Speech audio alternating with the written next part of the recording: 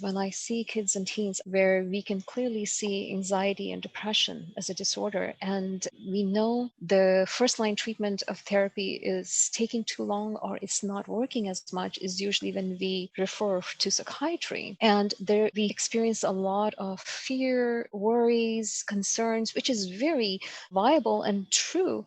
And I want to hear from you. How do you approach working with kids and teens? It's very essential to divide kids into young kids and then Yes. adolescent and older teenager. And the approach has to be different. The approach has to be Mhm. catered to the child.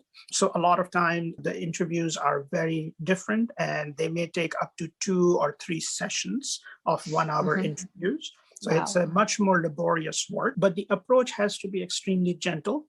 In my Mhm. opinion, this is a much more gentle approach as opposed to having an adult patient coming to see me. And the reason why it has to be gentle is because somebody is trusting you with the utmost loving, and it's part of their hopes and desires and at the Mhm. same time fears. Mhm. And so it's Mhm. very important to have a conversation with the parents when the child is not in the room, and then with the child when the parent is not in the room, and then bring them together. And it's very difficult to do that in 1 hour session. And that's why it's important to take your time. It's important to gather much more data and go slow.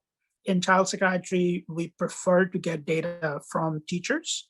We prefer to get data from therapists in school. So the more data you have, as a child psychiatrist, I wear a very different hat.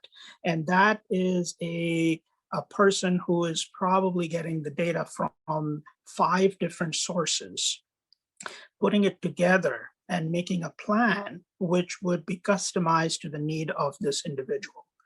And as we continue to move along in treatment, you continue to keep that hat as to, I will design a plan which will be beneficial for the child and the family, and others have to collaborate with me on that plan. So it takes a longer time, but I think it's very well spent because the transformation that you make in that individual's life helps not only that individual for the rest of his life, but also his family. The symptoms brought the person to my office, but this person was a happy, healthy person before coming to my office. So there is a healthy side of a person that needs to get in touch with.